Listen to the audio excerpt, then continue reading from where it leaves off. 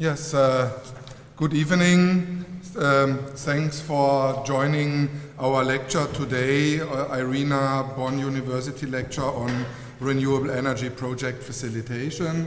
Thanks for the initial introduction here. The lecture today on renewable energy project facilitation I will do together with my colleague Carlos Ruiz. We, since 4 years, work together on the development of the initiative related to project development at IRENA called the IRENA Project Navigator, and I hope we have an exciting lecture today. Unfortunately, let's say what I usually do, I have questions in between. I also ask questions to the audience. This is a thing we cannot do because we have a video on this lecture, so we will have the possibility to do question and answers after the lecture, so we have enough time after the lecture flow to discuss with you. I think my colleague Carlos Ruiz will introduce himself when he takes over his part of the presentation. I would like to give a brief introduction about myself. My name is Roland Rösch. From my background, I'm an engineer and economist. I studied at the Technical University of Darmstadt and also at the London Business School and then the European School for Management and Technology. From my background, I worked in energy economics and energy technologies the past years, and I worked in different places in the private sector, so with Lamaya International, with E.ON, with Shell, developing renewable energy projects. I'm also professor for energy economics at the University of Darmstadt. And since 2012, I work with IRENA, responsible for different activities, but mainly working on the renewable energy project facilitation. And I would like to share with you the insight of this work that we are doing. I think it's extremely important to know how you develop a renewable energy project once you have a source of renewable energy and how you get finance for the renewable energy project. As a first slide, I would, for the ones that are new here in this lecture, I would say something about IRENA. IRENA is a governmental international renewable energy agency. We have our headquarters in the United Arab Emirates in Abu Dhabi, and we have also an innovation and technology center here in Bonn. Our mandate is very clear. We promote the widespread adoption and sustainable use of all forms of renewable energies worldwide.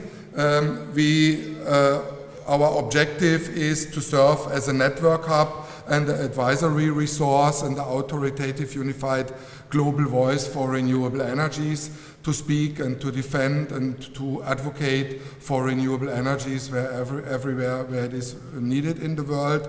Our scope is all renewable energy sources produced in a sustainable manner. IRENA, as of now, has 154 member countries worldwide, and another 26 states are in accession to IRENA and will likely become IRENA member countries, so that we will have a membership of 180 countries, as of about 995 countries worldwide.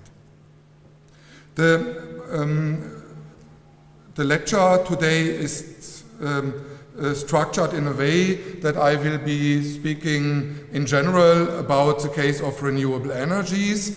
We will then talk about the challenges that people may have to develop renewable energy projects, and then I would like to introduce IRENA's project facilitation tools.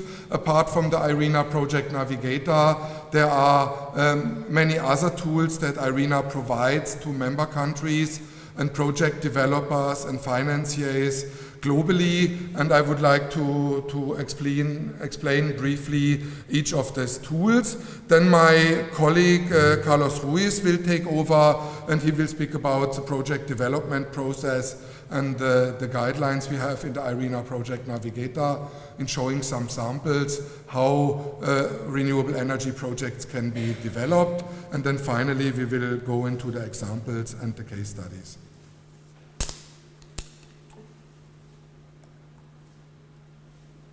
Looking into the case of renewable energies, you can see that renewable energies are already a success story and that renewable energies already create a business case, and in many places of the world the member countries already take advantage of the possibilities of renewable energies. If you just look into this curve, you see that since 2012 the capacity additions in the matrix, the generation matrix of member countries have, let's say, renewable energies have added in total more than 50% in capacity additions. So that means all kilowatts that have been installed worldwide in energy production are coming by now from renewable energies. In 2016, we had 2006 gigawatt renewable energy power generation capacity in place in total. Of the annual renewable energy capacity addition, you see here that 71 gigawatt came from solar, 51 gigawatt came from wind, 30 gigawatt came from hydropower, and about 9 gigawatt came from biomass.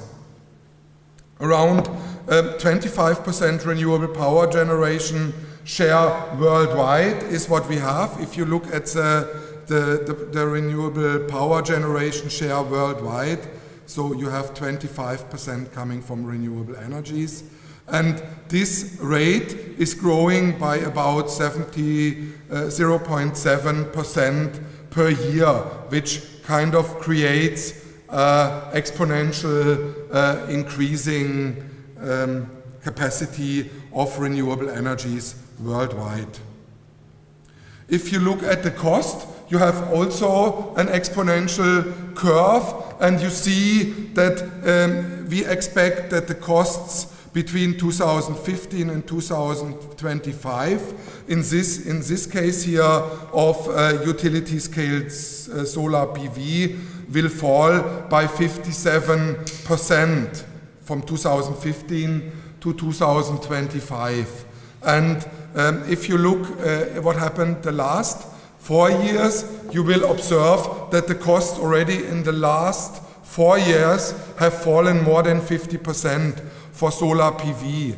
And this is a trend that you can observe also with other technologies, that the levelized cost of energy over the lifetime. So levelized cost of energy is if you take all cost elements of a renewable energy project into account, from planning, construction, implementation, and also then of decommissioning. And if you take these costs and you calculate the net PV of this cost and compare it then over the annual costs, you see that the levelized costs of energy are falling. And if you look into this slide, you see that the costs, so the levelized cost of energy of fossil fuels operate between $0.05 and about $0.15. So this is this light brown shade you see here on this slide.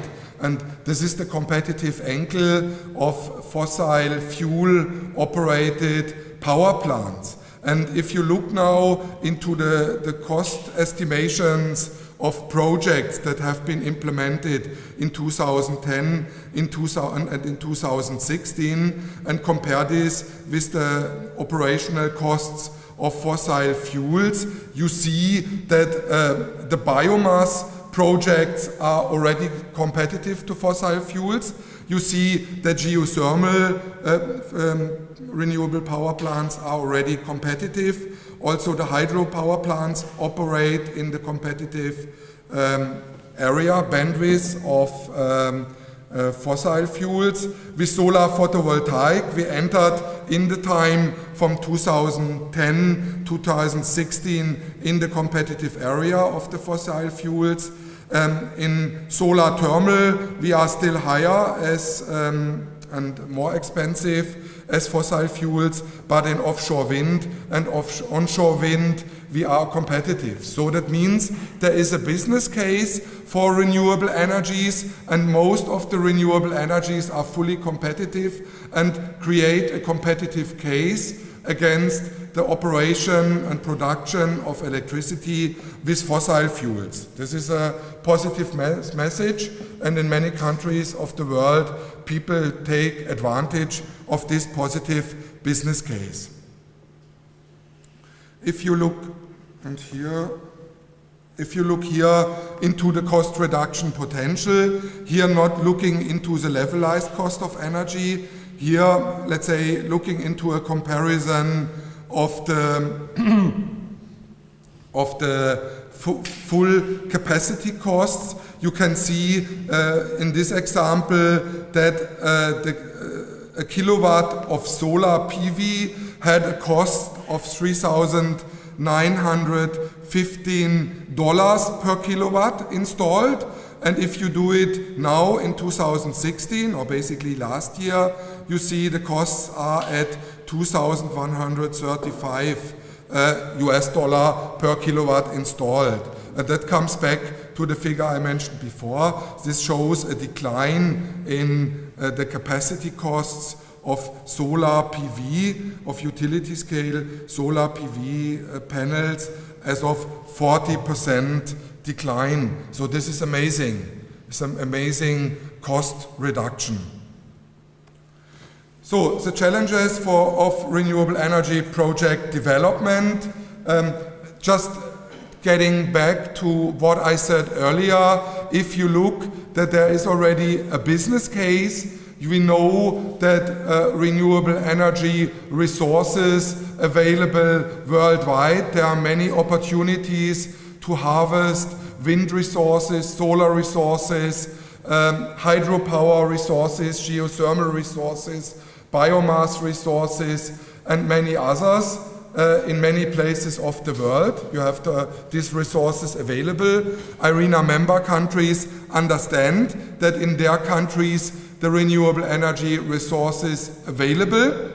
They have also an understanding that the technology can be operated in a robust manner, that the lifetime of renewable energy projects can be 15, 20 years, or for some of the technologies even longer. And there is also an understanding that the costs of these technologies are lower, that they are competitive to fossil fuels, but nevertheless, we have calls from member countries in Africa, in Asia, in small island development states coming to us and saying, we know the technology is there, we know that the costs are low, we are aware of the availability of renewable energy resources, but we not able to access funds globally from the World Bank, the Asian Development Bank, the African Development Bank, and many of the other 25, 26 multinational development banks and also national development banks that provide funds for funding renewable energy projects. Also, these countries have difficulties to access private funds.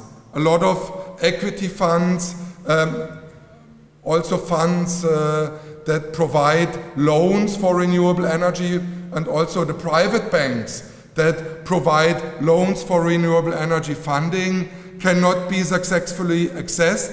It's not in all places of the world easy possible to develop a renewable energy project, send a proposal to the bank and to get the financial closure then and to get the funding. So one of the reasons is that the knowledge in how to develop a renewable energy project is not known everywhere. The reason is that in the world where we are coming from, you had centralized utilities, You had first-class consultancy companies that in the more centralized world of developing natural gas power plant, CCGTs, or to develop coal power plants, the knowledge of what needs to be done to develop a renewable energy project is with these utilities, with these global acting multinational utilities, and it is with a few consultancy companies, and in terms of managing the contracts with some legal advisor companies. And it was IRENA's aim to strengthen the project development base, enhance the quality of proposals, and increase the bankability to attract financing conditions in having, let's say, taken the possibility to provide and work out a platform, the IRENA Project Navigator, to develop renewable energy projects. But also we have other tools at IRENA, and over the past 5 years we developed a boutique of platforms and sources to support the renewable energy project development case.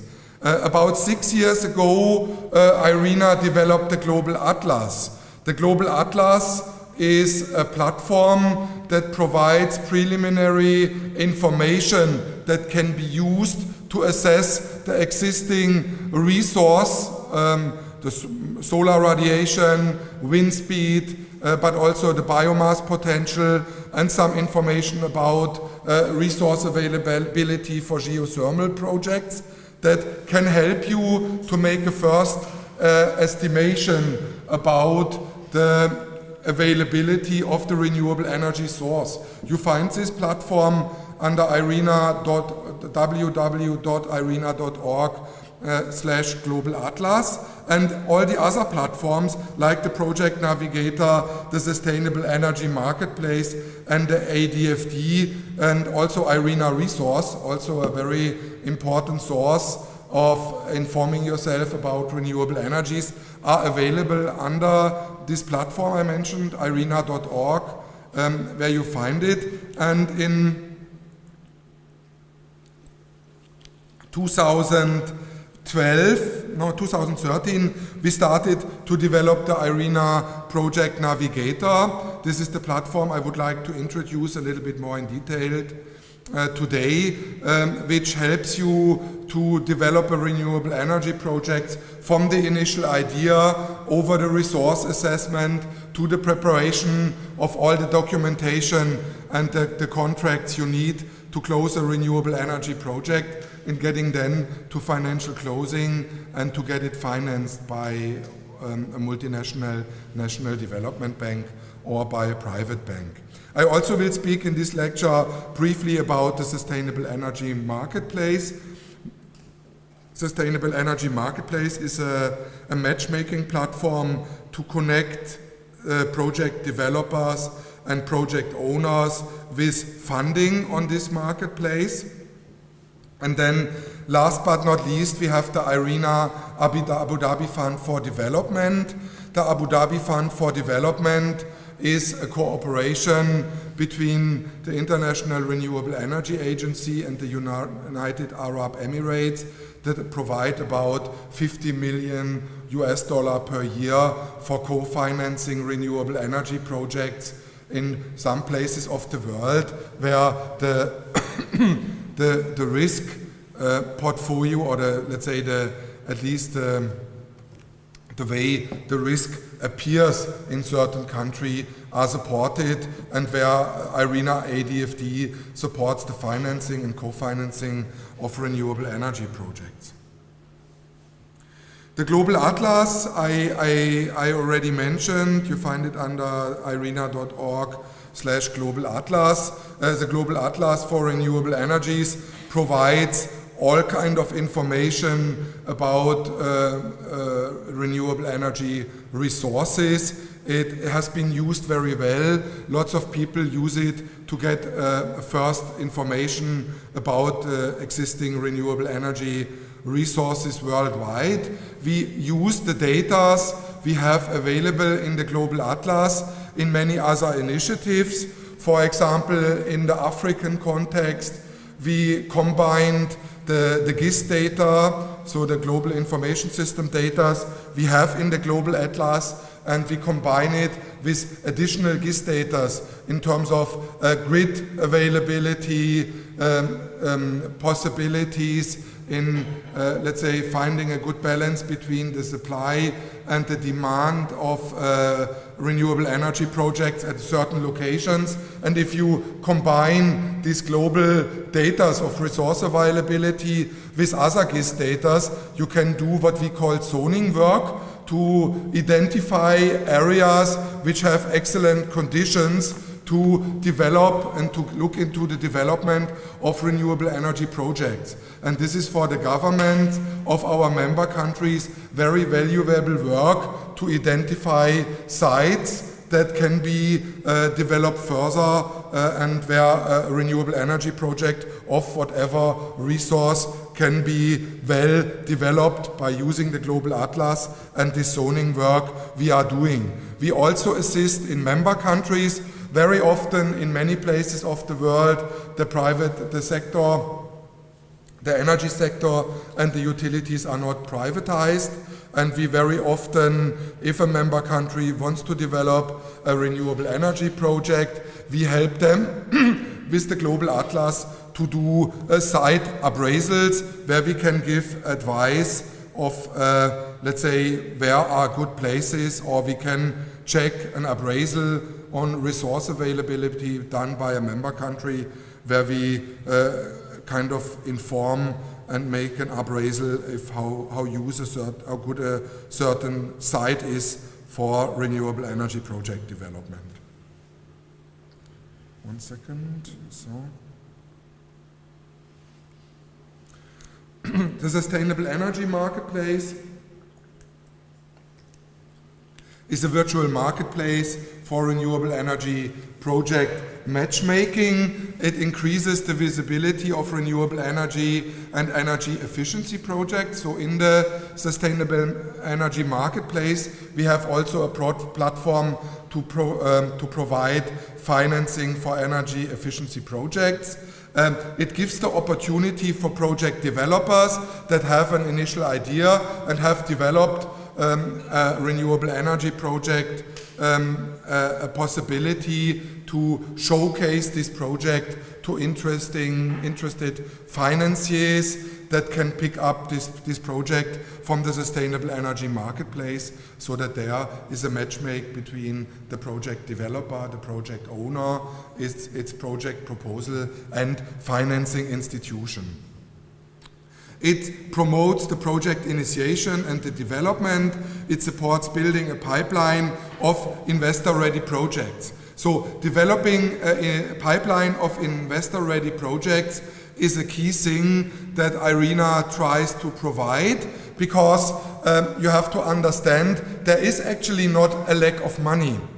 There is, in many banking places of the world, in New York, Frankfurt, London, there are many developing banks, there are many private banks that are, and also in China and other places of the world, you have the possibility to get money for projects. But if we speak with banks and bankers, they say we are lacking the, let's say, project ideas, and we are lacking the opportunity to identify the right projects so that we can look and make an appraisal of this project, that we can evaluate the projects, and that we go then and use our funds to finance these projects.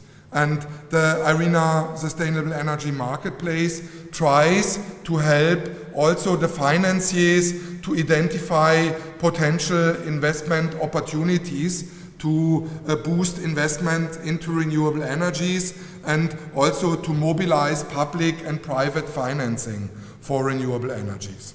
So there is a methodology also behind the Sustainable Energy Marketplace to provide integration platform for stakeholders in the market. So it's not only for the project owners, project developers, and financiers of projects. It also provides, let's say, inputs for EPC contractors and other stakeholders that are interested in developing renewable energy projects and to get them financed. I spoke about the IRENA ADFD. You find the IRENA Abu Dhabi Fund Development, this financing project facilities under irena.org/ADFD, and we are now in the 5th cycle of financing and co-financing renewable energy projects in many places of the world. And you can see here that the IRENA Abu Dhabi Fund for Development has financed and co-financed renewable energy projects of all types, mainly in developing countries, in Latin America, in Africa, in Asia, and in small island development states. And it has been a very successful project that we did and initiated together with the United Arab Emirates. And it gave also IRENA a good understanding of the capacity in member countries to provide proposals to funds, because we have an understanding of the quality and the challenges member countries and developers in member countries have to provide proposals to the Abu Dhabi Fund for Development.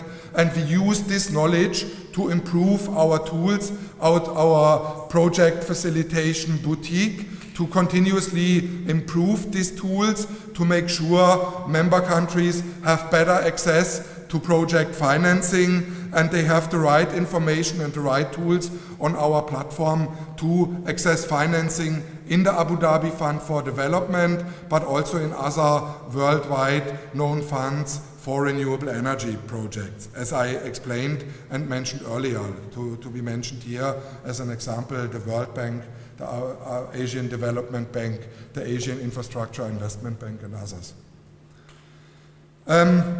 So what is the challenge for renewable energy projects?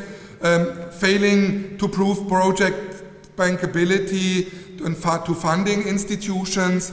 This is a case where many member countries came to us and said, we prepared a bankable proposal on our island, in our country, in Africa, and it was rejected by these development banks. The reason often is that there is not a good understanding of the expectations that the banks have to fund such projects. There is also a missing capacity to provide a complete set of project proposals with all the data and information needed to make a proper evaluation of the project.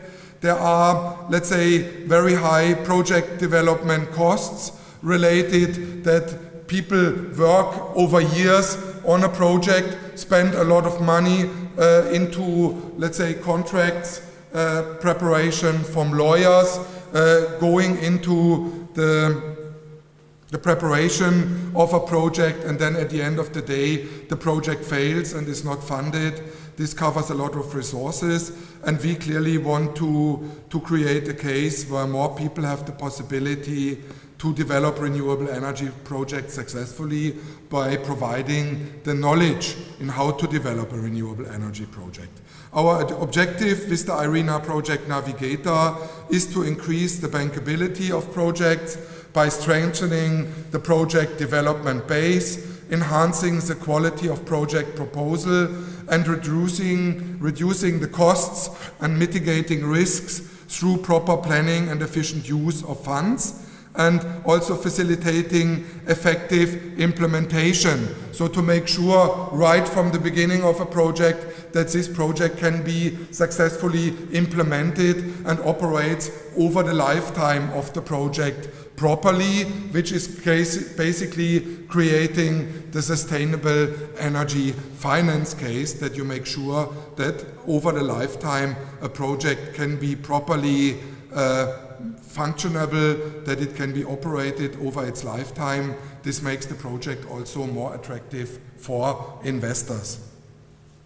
We are looking into all renewable energy technologies. We provide information about different funds. We provide information about grants funds, about loans, and about equity funds. We stay and finance and provide financial information to all type and sizes of renewable energy projects in all geographical regions worldwide. The IRENA Project Navigator, the tool is available under www.irena.org/navigator. If you look into this, you can use the IRENA Project Navigator on your computer. You can use it on a tablet or on your mobile phone. If you are not experienced in developing renewable energy projects, you should look into the learning section, which provides a rich source of information on how to develop a renewable energy project. It provides a best practice, about 1,400 pages of industrial best practice in how to develop renewable energy projects, and it gives examples of case studies of projects that have been developed in the past. And very important, with using the Project Navigator in the learning section, you will understand also, let's say, the understanding of the banks and what they require to get a renewable energy project funded. Then we have the Start a Project section. The Start a Project section is actually for the ones that develop renewable energy projects on the ground. It's also interesting for students, let's say with a technical background or a business administration or economics background, to learn about the project economics, the technical aspect and the commercial aspects, and also the legal aspects of renewable energy project development. And you will find many tools and explanation that you can use to develop your own renewable energy project in the Start a Project section. There we have a private workspace where you can start to develop your own project. You find templates there, all kind of checklists, and all type of contracts and terms and conditions of the different contracts are explained in how to develop a renewable energy project. Last but not least, we have the Financial Navigator that provides information on about 40 funds that are globally available to fund renewable energy projects in certain places, mainly globally, and let's say for the different technologies and sizes of renewable energy projects. The learning section I already mentioned. You have the project development guidelines. My colleague Carlos Ruiz will speak about one technology concept guideline more in detail to optimize the value of a renewable energy project in having a proper matchmake of cost, investment costs, optimizing the technology in the specific development case, and make sure you get a project that is valuable to be financed by the banks. Also, the learning section with cases in how others did it will help you to get a good understanding of renewable energy project development. I spoke about the interactive workspace. Here you see a sample, let's say, of the private workspace, which is protected by a password, but you can also use and download all the tools and models and checklists and templates we have on your own computer. You have to leave it at the workspace. The idea is, if you follow this stepwise approach of the IRENA Project Navigator, you will prepare a bankable proposal, which then can be printed out and can be used directly towards the dialogue with the development banks or the private banks to get your project financed. And as I said, so we track and make sure with control questions that at all time, at all stages of the project you develop, you are aware where you stand and what are the things missing to get your project financed. The Financial Navigator provides the fund that suits your project. You basically give in of what technology of project you are working on. You briefly say in which country or which region you are, and you put in the size of the project in terms of how much US dollar you need.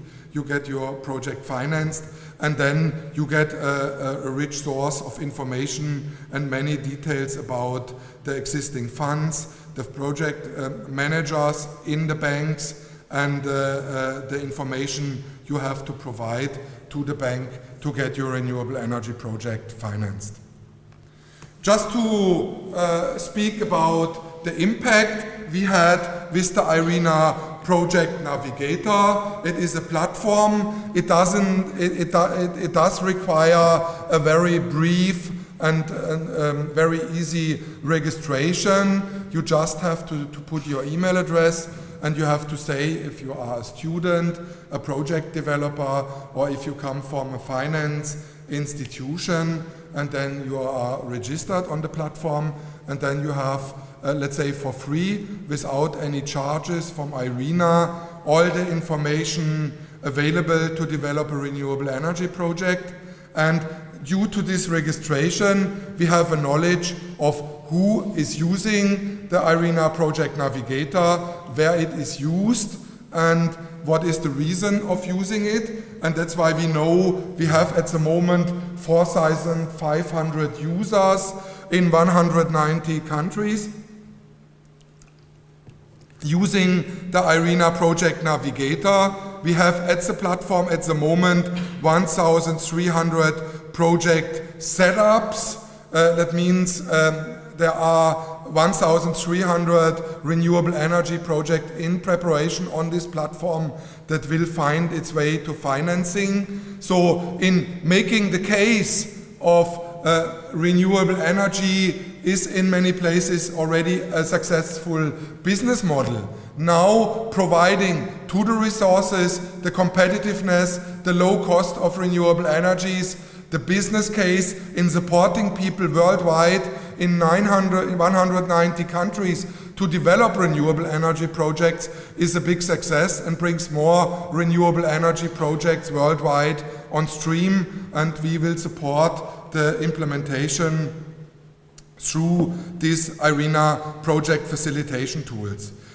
We also, let's say, have the 7 technologies in place. So for solar energy projects, wind energy projects, hydro, geothermal, biomass, and also special tools for off-grid, mini-microgrids, plays an important role in many developing countries of the world where people, about 1.3 billion people, have no access at all to sustainable forms of renewable energy or sustainable forms of energies. And there, with the technical concept guidelines of mini-microgrids, we can help to get access to financing also in places where there is no access to sustainable forms of energy at all.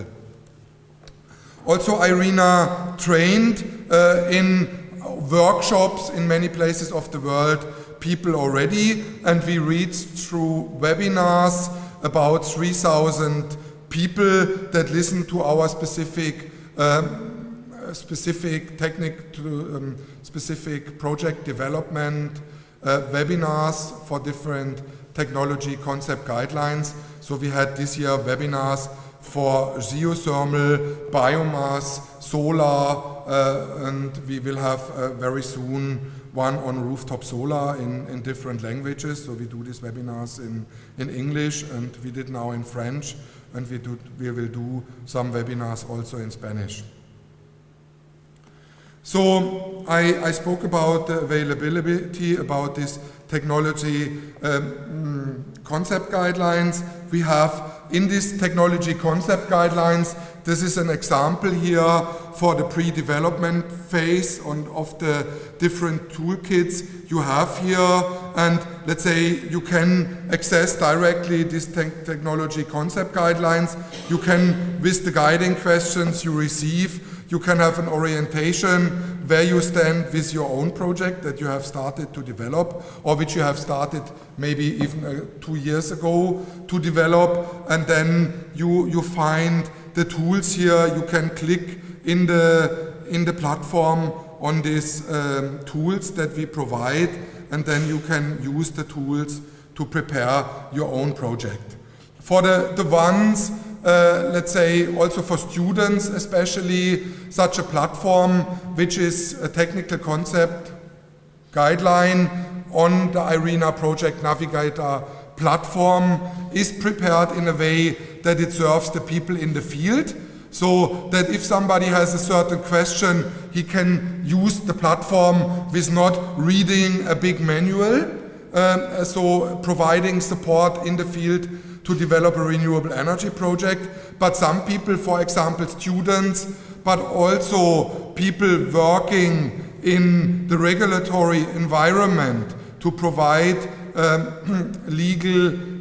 prepare legal advice and guide project developer from a regulation perspective, have an interest to read the technical concept guidelines as an entire report. And also for students or professors that use these guidelines to lecture and to guide the students through the process of how to do project development, may have an advantage if they use some of our reports as a support to the lecture and to prepare the exam and to learn about renewable energy project development process. So you find on the Project Navigator platform these written reports for the different technical concept guidelines that we provide through the Project Navigator. I would like to say a few words on how we prepared the different trainings here. We help in member countries where we are asked by member countries to support them with specific trainings in using the Project Navigator to, I think, let's say if you have an engineering background or a business administration background, you can directly start to use the Project Navigator, but in many countries the knowledge, the basic knowledge is not there, and then we provide specific trainings in how to use these platforms in developing countries, and we successfully did this in many of our IRENA member countries. We spoke about the availability of the tool under irena.org/navigator. I would strongly advise you, if you are interested in renewable energy in general and in renewable energy project development, to have a look at this platform. It provides a rich source of information which you, to my knowledge, cannot find anywhere else, and how to develop a renewable energy project. Last but not least, I would take another few minutes to speak about the concept behind the Project Navigator. And the approach, if you look into this cost curve, you find the costs of developing a renewable energy project. And the cost of developing a renewable energy project start very low. So this is the point where you have the idea to develop your own renewable energy project, and you start to work with a desktop to gather information to develop your project further. So then it's only you, your human resource, working on this project. You may engage then and find some information. And this phase, where the costs of the project development process are very low, are extremely important to do the right things. There you need some guidance on what are the right checkpoints. And if you are available and if you do it with the Project Navigator, you keep the cost low at the beginning, and you are guided through a stepwise process where you get more security and more information about the likelihood that your project can be closed, can be brought to financial closing, and you get more security and more understanding about your project, that this can be financed also by a bank. And let's say we take advantage of this, in guiding you through the process, having questions where you are sure at a certain point that your project goes ahead. And when you follow our advice in these guidelines, you come at the very end of the project development process to the point where you need external advice. And these external advisors are expensive. You come to the point where you need a lawyer to help you to close your project and to prepare the contracts. And these lawyers are very expensive. And they charge, let's say, by hourly work on this. And let's say to make sure that you have not overseen something in the process, you pay then several $1,000s to a lawyer who prepares a project for you, a contract, and then it turns out that you don't have grid access because the utility tells you you're good, you have the contract, you have a power purchase agreement, you have a land lease agreement, but anyhow we cannot connect your project to the grid because you have forgotten to check the availability of grid access with the utility, will create a case where you lose a lot of money. And to avoid this, we guide you stepwise through all the steps, to all the checkpoints, to make sure that you don't enter into a deadlock with your project while you have spent a lot of money. Because at the end of the day, when you already have ordered the caterpillars to prepare the site, and then it turns out that a certain condition has not been checked, then you enter up with a lot of high costs. And as you can see here in this curve, the influence to change this while you have already signed an EPC contract is very, very difficult, because it means if a project at the very end derails, you stick with the cost of the project, of a not successful project. And this is a very strong part of the philosophy of the IRENA Project Navigator process, to avoid sunk cost and to make sure that you spend resources in a project that will not be successful at the end of the day. The other philosophy, also very much reflected in the IRENA Project Navigator, is take advantage of the low cost and the very high influence you have at the beginning of the project.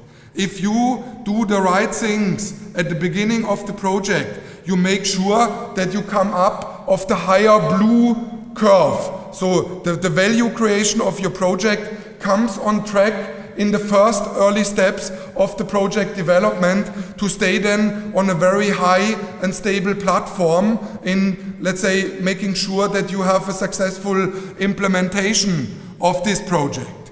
If you not do the right things at the very beginning of your project and you enter into the red track, then you have developed a pure project, and the risk is that even the best implementation manager of the world, if you have a contract then with a very successful and experienced EPC contractor like Siemens or whoever in the world with a lot of experience, he will not be able to lift up the value of your project, let's say through the implementation phase, from a low value project to a high value project, because you messed up things in the early phase, and this cannot be corrected in the contracts usually.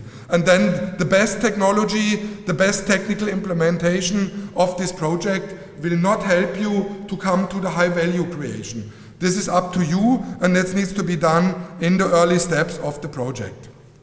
I would like to say a few more things. This is things you find in the Project Navigator process here, in the front-end loading till financial closure. We make sure with guiding you with guidance questions and checkpoints that you follow exactly these philosophies and that you develop a successful project. Also for IRENA, it's very important to identify a not likely successful project in the very beginning. If you, in the first 2 weeks of checking certain things with the Project Navigator, find out that this project that you have in front of you is not going to happen forward, and you take our advice to step out, you save costs and then you can use your human resources, the money you have to develop your project, on other projects which we are likely will be successful, and the funds worldwide available for project development are better used by using the IRENA Project Navigator.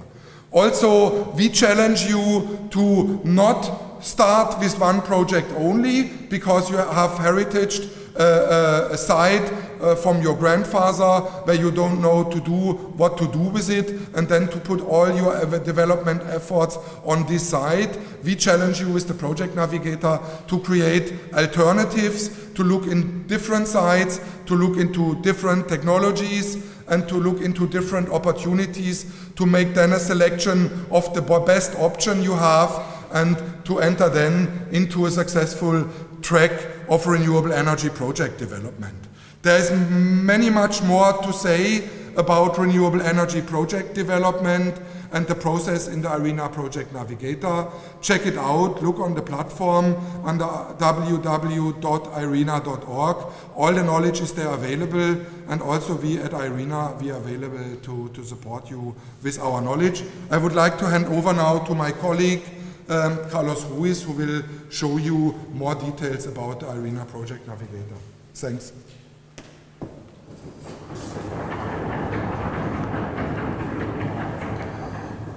Thank you, Roland. Hello, everyone. My name is Carlos Ruiz. I'm a mechanical engineer. I have a master's in renewable energy engineering, and I have been working with Roland at IRENA for the last 4 years, developing these different sets of guidelines for project development. And so today I'm going to present a little bit of how the process goes, and give you some examples of how we approach the project development process, and also examples of cases where it has gone wrong. So I will actually give you some examples of a power plant where there's issues that actually have impact in the performance and in the value of the plant. To start, I would like to say, I'm not sure if you can see this, project development is a bit about assembling the puzzle, you know. So there's different components that they all interact together in different ways, and we have to find the right solution that will create the successful project. So on one hand is the regulatory framework, there's also financial constraints, but there's also what you expect from your projects, what are your operational goals, what kind of resources, what size of project you're looking at, and all these aspects come together, and you need to take all of them into account to actually come up with the right solution and get your project to financing. So with that said, I will start going very briefly, very quickly through the project development process that we implemented with the Project Navigator. So the process starts with the identification phase. The identification phase is very, very early stage development, and this is just about identifying different opportunities. So this can be different sites or one site and different technologies. It's just about keeping an open mind and just giving a chance to every opportunity. The more opportunities we have, the more chances of success we will have.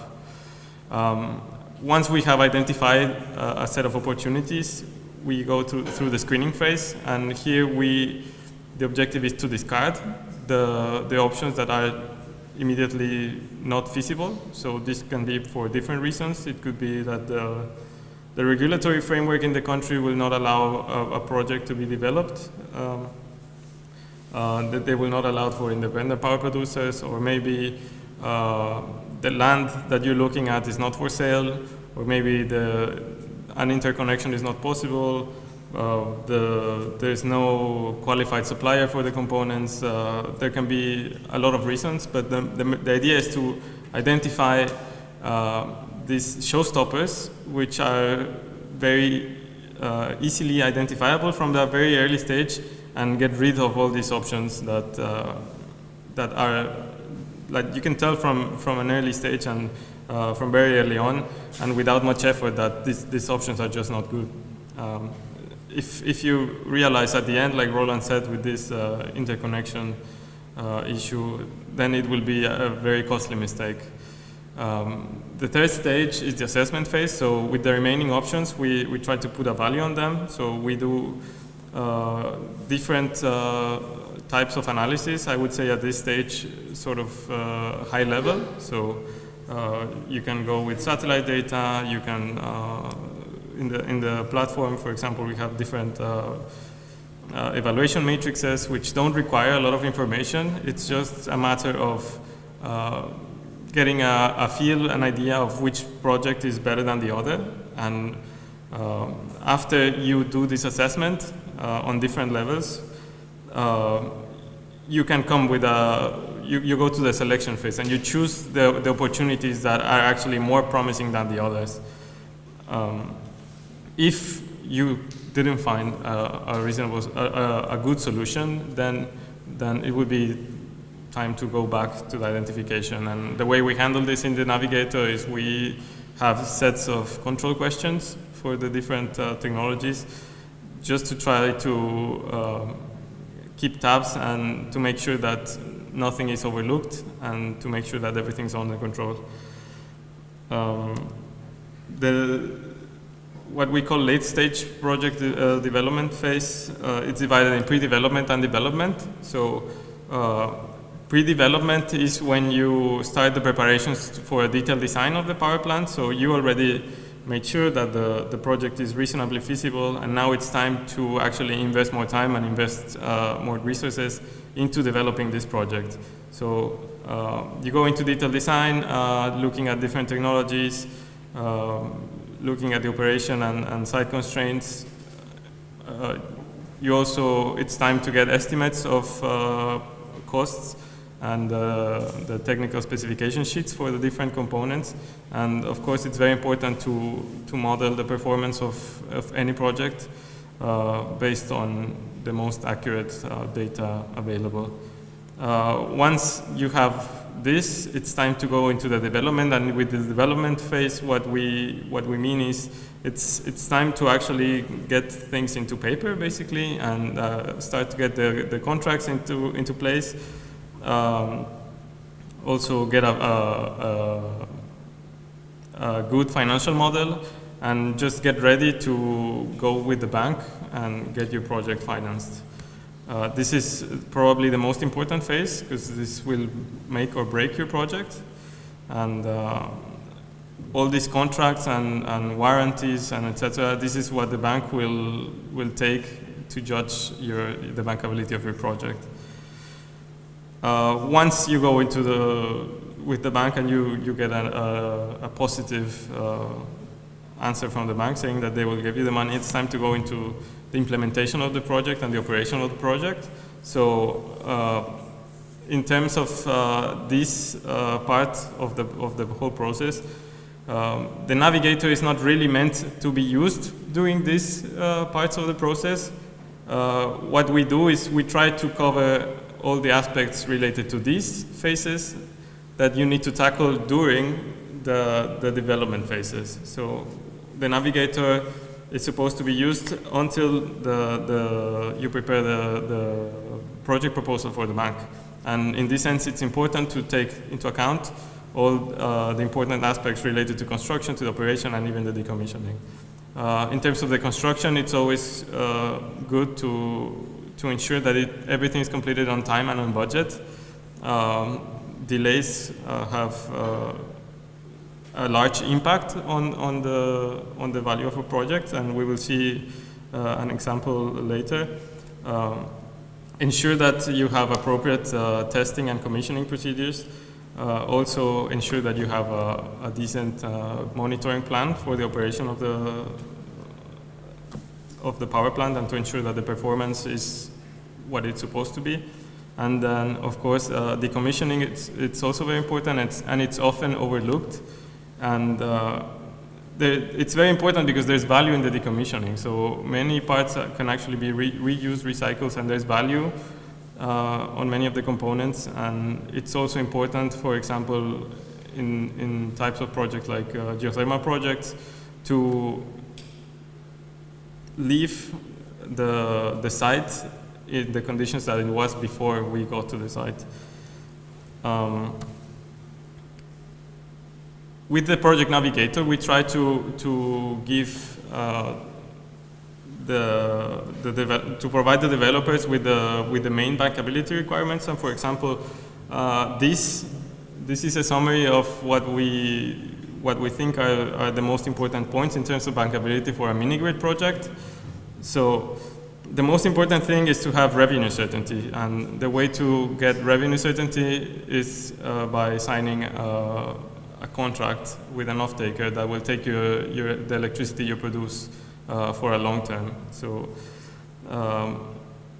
this is not so straightforward for mini-grids as it is for other technologies, but this has a reason. So with traditional renewable energy projects, the off-taker is a single entity usually, and with mini-grid projects there are different revenue streams. So the energy can be sold through a PPA.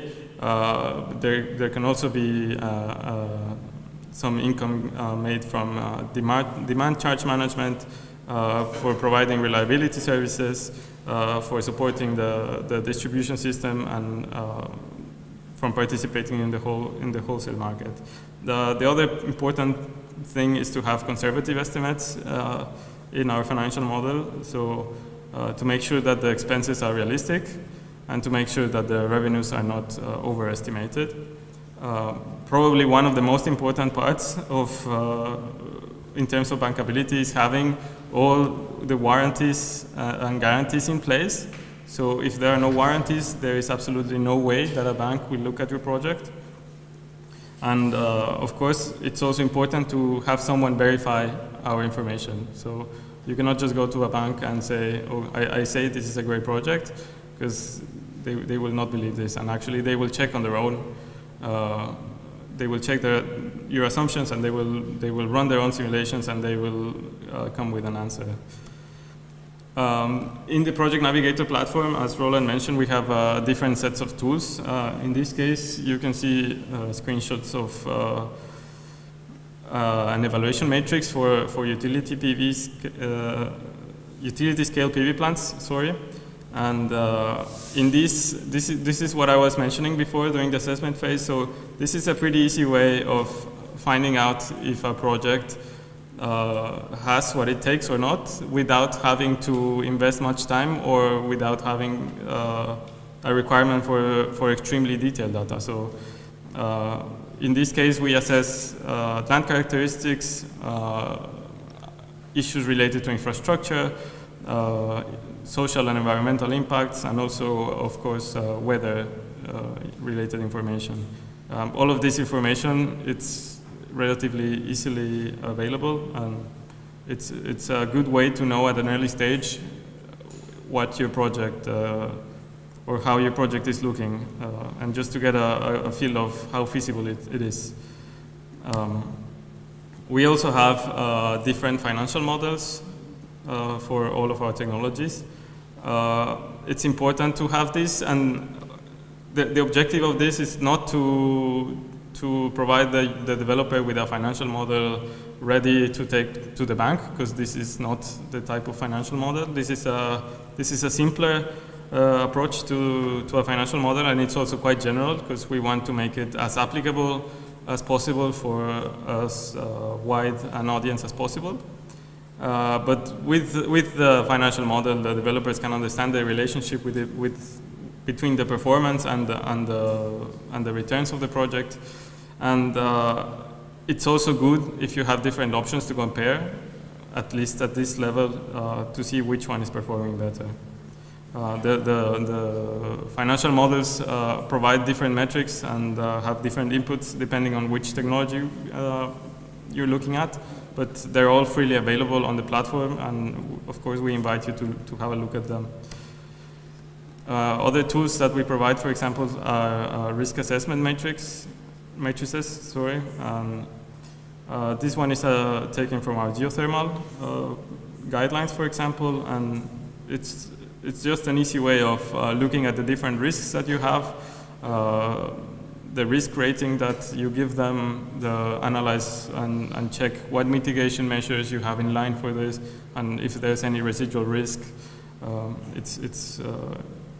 it's a very important step in the project development process to do a risk assessment. Finally, I would like to talk about a case study that was provided to us by one of the companies that was working with us developing the guidelines. In this case, it's from a PV power plant, and as you can partially see in the picture on the right, this is a fairly good-looking plot. So it's a piece of farmland. It has a rectangular shape, which is optimal for the development of a PV plant. There's high irradiation. There's a grid connection approval.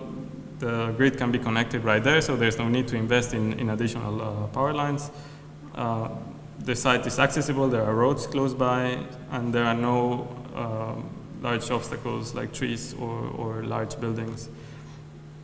But then, what happens? So in the end, this was not a suitable plot, and even though it was very good looking from an initial assessment, it turned out to be unfeasible. And this was because there was an irrigation line in the southern part of the plot. There was a main water pipe, and there were also power lines crossing the plot. And this is all not immediately visible, so some of these things are underground. The power lines, I will explain in the next slide, but the utility didn't respond to the developer, like how much space they needed between the project and the power lines. And in the end, so 60% of the original plot was available, which was not good enough. This is sort of what I already explained. So invisible obstacles are not always in the cadastral maps, sorry. There's also other issues, like for example the land ownership, which is complicated and not immediately visible or obvious. This is what I mentioned. There was no official feedback from the grid utility regarding the minimum distance to the lines, to the power lines on the poles. And it was also not clear whether these lines or poles could be moved. So this turned out to be a bad plot of land, and this actually could have been avoided if proper research had been done at the beginning of the project. But yeah, so in terms of a PV project, for example, there are different items that we need to look at. The first are the different components, the modules, the inverters, the mounting structures. So it's important that these components have the right technical properties for the project that we're looking for. It's also very important, if not the most important, that they have the right certificates and the right warranties, because this is one of the most critical things that the banks look at. And also it's important to know that they've been tested and they passed the tests successfully. And the last point here is grid connection, which we've mentioned already several times. There's different setbacks, for example, that a PV project can encounter. So one can be that the modules are underperforming due to different reasons. It can be degradation, it can be defects in the PV, in the modules, or it could be simply a bad design and there's a lot of soiling and shading. There's also a risk that the products might be not suitable for the environment or not passing the necessary standards in terms of environmental requirements. There can be, of course, as we mentioned, interconnection difficulties, and these can all translate into a project finding difficulties in finding financing. And of course, all of these aspects will have an impact in the economic of the project. And it's not only about the warranties, it's also about the project being good enough to produce what it's supposed to. But of course, this can be remedied with mitigation actions, and this is what the Project Navigator is for, so that we have a look at all of these things and actually take the appropriate measures in time to get the project to bankability. And some of these measures are listed there. So basically making sure that the PV panel supplier is reliable. You can even do factory inspections. They have track records, they have certificates, guarantees, they comply with standards. Making sure that the guarantees are the right guarantees and that they cover the lifetime of the components. And making sure that you have the right calculations and the structures will support what they're supposed to. There's also issues that can come during the construction phase. So some of these examples I will show you in the next slides, but soil conditions are important. This can have a large impact in the project, and you will see in the next slide what I mean. If the soil is not right for the PV plant, there can be considerable damages. The structure and the module mounting need to be appropriate, of course. If the mounting is defective, there could be damage to the modules, but it also could void the warranty of the modules. And it's also important to take care of the electrical installation, because these PV panels are, if wrongly connected, they can prove to be a hazard. So if all the electrical design is not right, then we are running considerable risks. And of course, the inevitable one at the end is security. So you need to take measures to ensure that the plant will operate despite external interventions from thieves, for example. I have a good example. For example, I was working in Spain in a CSP power plant, and we had in several occasions people coming in to the power plant, cutting the fence and digging out copper cables. So this, of course, can be remedied with security cameras, alarm systems, etc. So this is what I was talking about. The soil is important. I don't know if you can see so well in the screen, but when there's a lot of rain, then there's a lot of erosion, and then the soil crumbles underneath the structures. And of course, this has an impact on the power plant, and this has a cost, and we would like to avoid this. This is another example of enhanced soil erosion, and bad drainage. We also have to take care that the weather conditions are right, and to avoid delays in construction. As you can see, conditions can get really bad in some locations, and delays in construction are extremely costly.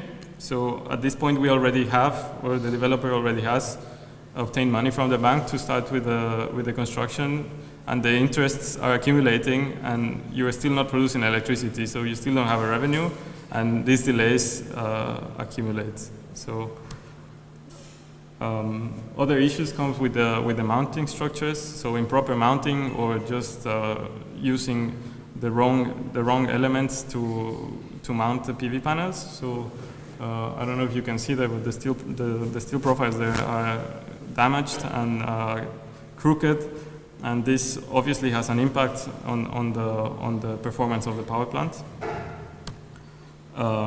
You can see also examples of corrosion and just bad mounting. So, for example, in the bottom right, the clamps are actually, one clamp is holding the panel there, but the other clamp is just there for no purpose, really, because it's not really keeping anything together. Incorrect mounting, of course, it's obvious that there will be some impact here. As you can see here, the poles are all crooked, and then this might mean that the panels are out of place and not performing the way they should be performing. In some cases, we could actually lose some warranties, and this is also very costly. This is an example of remediation. For example, if you know that you will be building in a place with a large amount of rain and flooding risks, then you can actually raise the electrical components and raise the PV panels. And I'm not sure it's so visible right now, but it's just a matter of planning ahead and taking care of these issues. There's also aspects that can go wrong. For example, in the left, the cables are already sort of unburied, and this is a hazard. And on the right, for example, you can see that the panels are actually installed or partially installed behind a wall. So this is, of course, not optimal, and the shade of this wall will definitely impact the production of these PV panels. This is an example of bad installation of cables. As you can see, the metal profiles have sharp edges, and then the cables are just lying there, and this is a hazard, and this is not the right way to install the cables and the panels. In this case, you cannot see, but this is a combiner box, and it's all flooded inside. So the combiner box had no door, and then it rained, and it's full of water now. So cables with running electricity and water, it's not a good combination. The foam sealing of the combiner box entries and also of the cable ducts, it's also really important to avoid the entry of water or other polluting substances. Here you can see an example of, on the left, of how not to do it, and on the right, how you should do it right. Also, yeah, it's good to have the cables protected and encased so that there's no risk of anyone tripping over them. Or you can see the left was the original installation, and then the right one is the way they remediated it. We will see another picture of this same installation later. There will be module defects, of course, and this can be remedied by a simple visual inspection. Sorry. The middle picture on the top shows how to properly install the cables. So there's a duct, plastic duct, around the cables to prevent the cables from being damaged by the edge, by the metal edge. And then for the defects in panels that are not visible, there's also ways of finding out. So in this case, it's thermographic imaging with infrared rays. This is also a wrong installation of the pyranometer. So the pyranometer should be, as you can see, there's like a bubble meter on the right, and it should be perpendicular to the sky. And this one is all crooked. And what this component does, it basically sends the radiation values to a computer, and this is your reference value. So all your estimations of how much electricity you're producing or how much electricity you should produce is based on this device. And if this device is crooked, then all of your information is wrong. This is an example of plants causing issues. So if the plants are not properly trimmed, they can interfere with electrical installations and also cause shading on the PV panels. This is a more extreme case where the plants are just overgrowing the combiner box. And on the right, it's the remediation, so it's clean from all the weeds. And yeah, so that was it for my part. Again, we would like to invite you to just take a look at the platform and get a look at our resources. And thank you.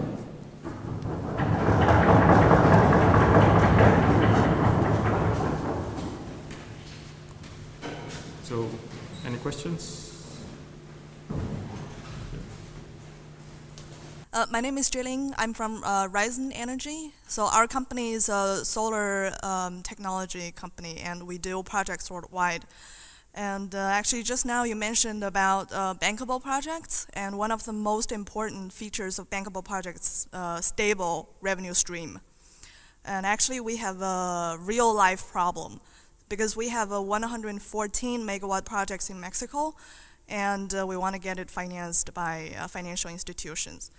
And so one of the preconditions is we have to sign the PPA with a triple-rated off-taker. But because there are only so few AAA rated off-takers in Mexico, so everyone wants to sign PPA with them. And so they can push, they can press the price really high, really low, so low that we cannot even cover our initial investment. And so the only option left to us is to participate in the spot market and under the merchant scheme. But because if you use merchant scheme, you sell your electricity into the wholesale market, the financial institutions are reluctant to provide funding for the projects because the revenue stream is not stable. They cannot predict the revenue stream. So then this is a paradox. So this is a huge problem for us, because if we cannot get the project financed, then the leveraged, or we want to get the leveraged investment back. So how do you facilitate this kind of problem? Thank you. I think just from the experience, I think this is a very nice example that you bring up here.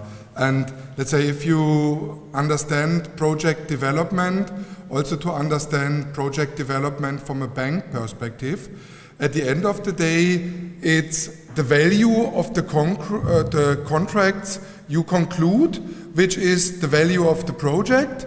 And let's say the stability of cash flows is of course extremely important for the evaluation of the banks. And let's say project development, understanding it as having certain contracts in place. So let's say the land lease agreement, the power purchase agreement, the EPC contract, or even let's say the fuel supply contract. And let's say what the banks do, they go into these contracts and look into the terms and conditions, and they evaluate the terms and conditions coming from each contract, which they put into their financial model. And if you yet, as you say, as Mexico is an important country for renewable energy projects, and if you have an off-taker, which is a AAA utility that can provide you a stable revenue stream and concludes with you a contract which is under this AAA umbrella, is a first-class, let's say, contract and guarantees you the value streams. And I think especially the power purchase agreements is a key thing for the value of a project. And then the bank looks into, and of course the company that has this AAA grading, they have of course the opportunity, let's say, to negotiate with different companies and saying, okay, we can do it with you, but under our conditions, because this value that we can provide stable cash flows has a price. And this brings them into a condition to negotiate something. And if you have to go with your project, there may be other ways, there may be other companies in the Mexican market, or you can sell directly into the market over the power exchange or whatever, then there is a movement in the power price. And prices in the power moving up, moving down, kind of creates a risk. And this risk has an impact on the value of your project, and that's why the bank say, okay, the price you provide is basically a market prospection of the price developments in the market. There might be a volatility of the price, and this is a risk. Is a risk in the cash flows that we receive, and that's why we are less willing to fund your project. So this is like this, and it's very difficult. I think what IRENA does is we have some other activities that are provided from our CSP, so the country support program, where we work together with task forces in the member countries directly together with the Mexican government to find ways to stabilize the market, basically to advise the government on policy, regulation, also power exchange and market regulation, how they can stabilize the financial environment and mitigate those risks, also in combination with the World Bank.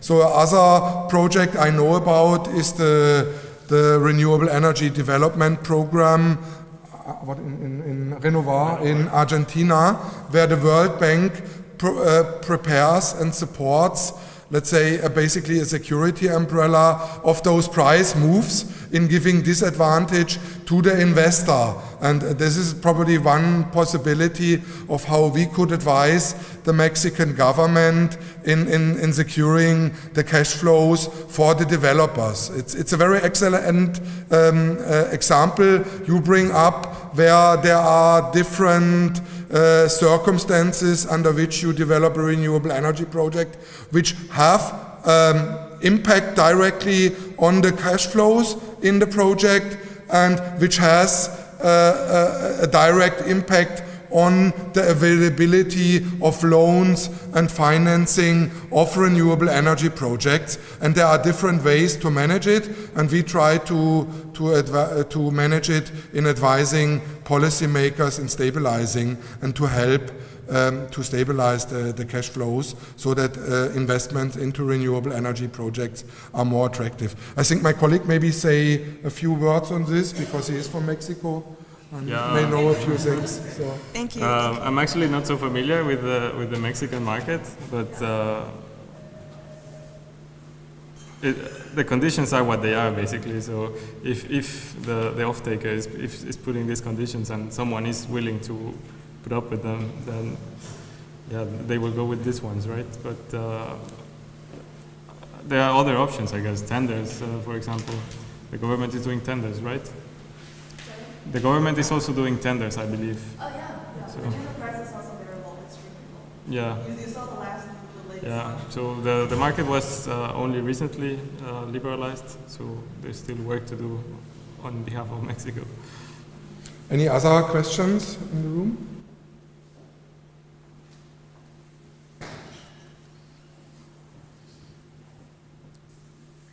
So this is just a small technical question. Thank you for your lecture.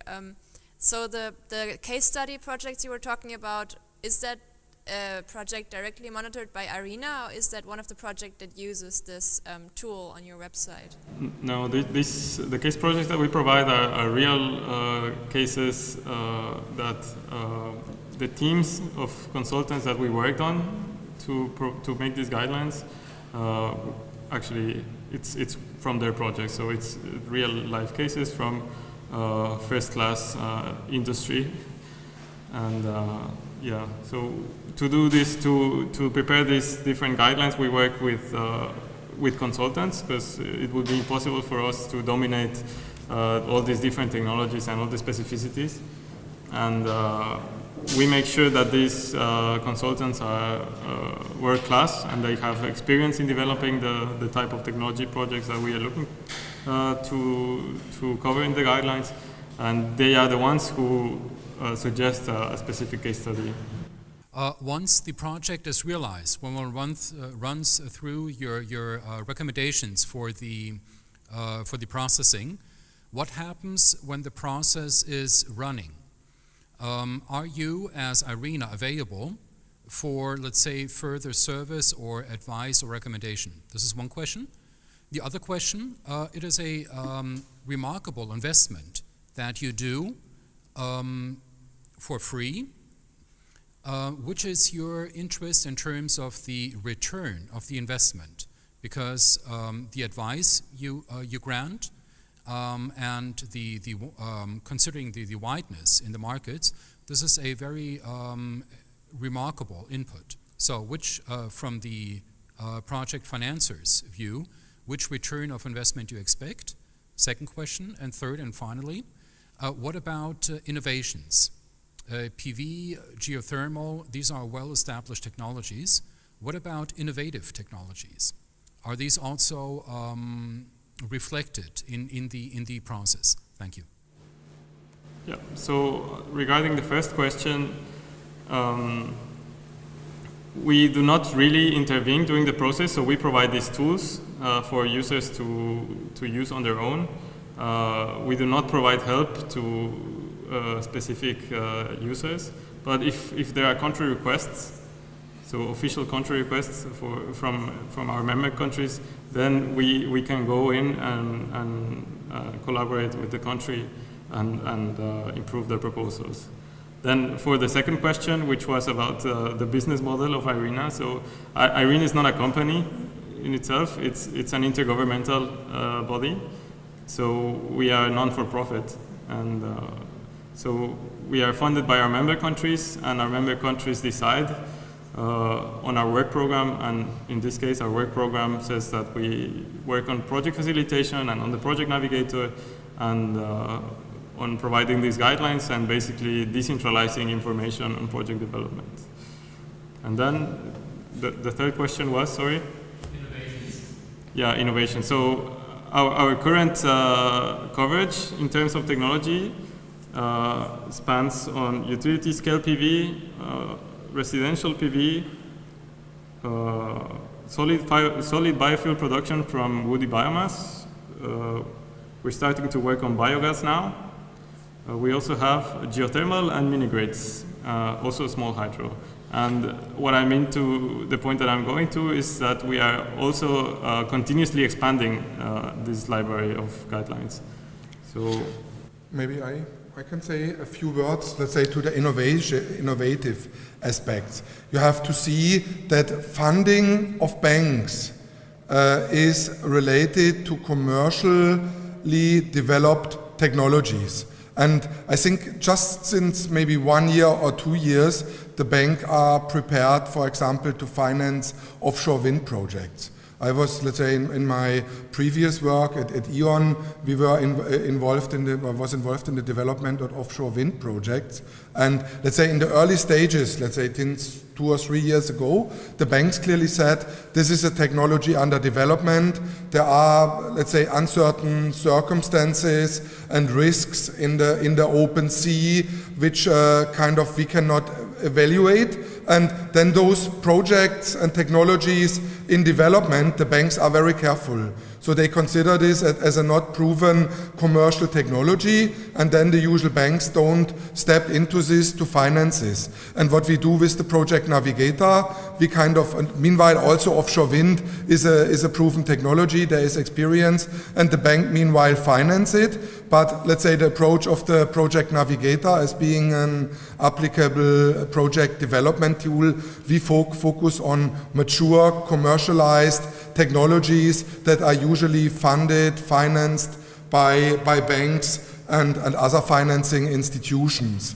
I'm also kind of working in IRENA on innovation activities, and one of the activity is related to ocean energy technologies, and many of the ocean energy technologies are still in the phase between kind of basically basic research and let's say in the pilot phase, having pilots there, but they have not entered into the phase of commercialization.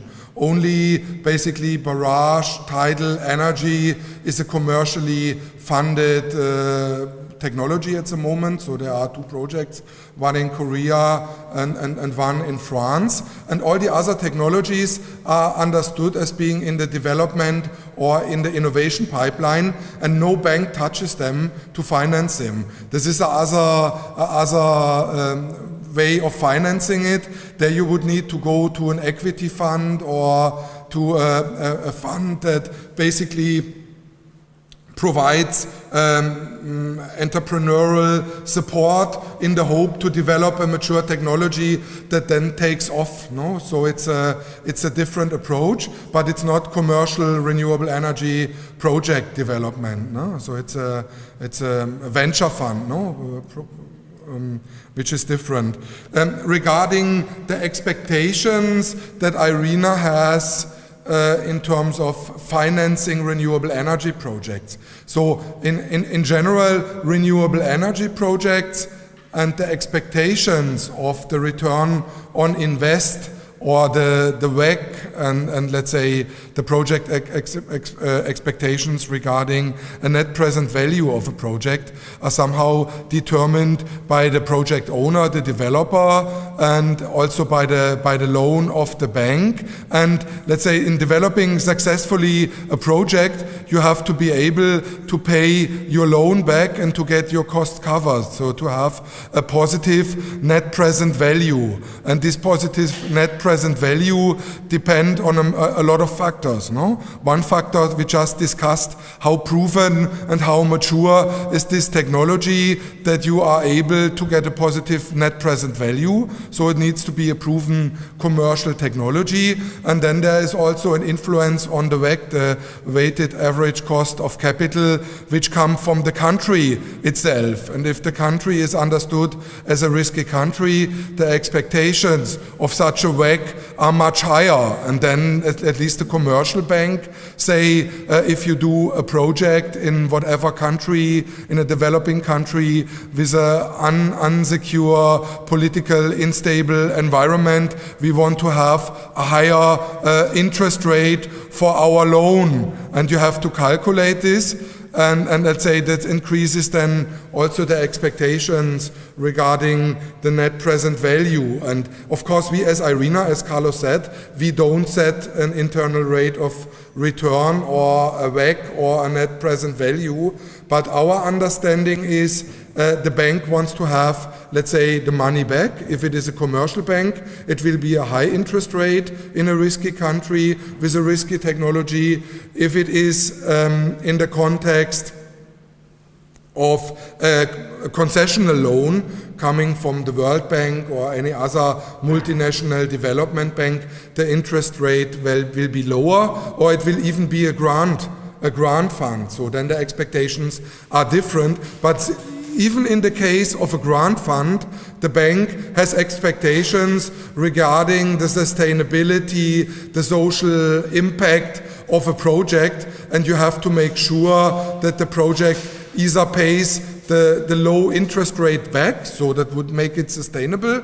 And if you have expectations regarding creating jobs, creating welfare, creating electricity and energy supply in the country, the expectation is that this project is not only 2 or 3 years in running and operating, and then the lights go out and what the achievements are gone for the bank that gave these grants. And let's say this is the benchmark for us, that we with the Project Navigator try to create a renewable energy sustainable project that delivers its interest, that delivers its benefits and expectations as required. And this is the advice we give to developers through the Project Navigator platform. Make sure you have a sustainable project that delivers the benefits, that delivers the interest expectations of the ones that give you the grants, the loans,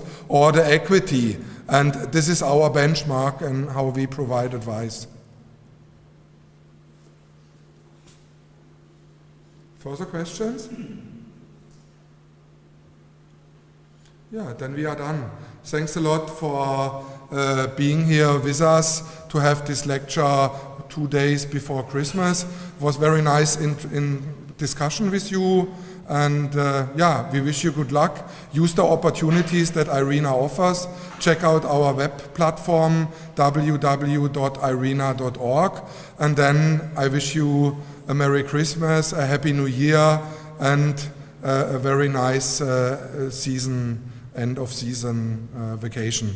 Thanks a lot, and come home safely. Goodbye.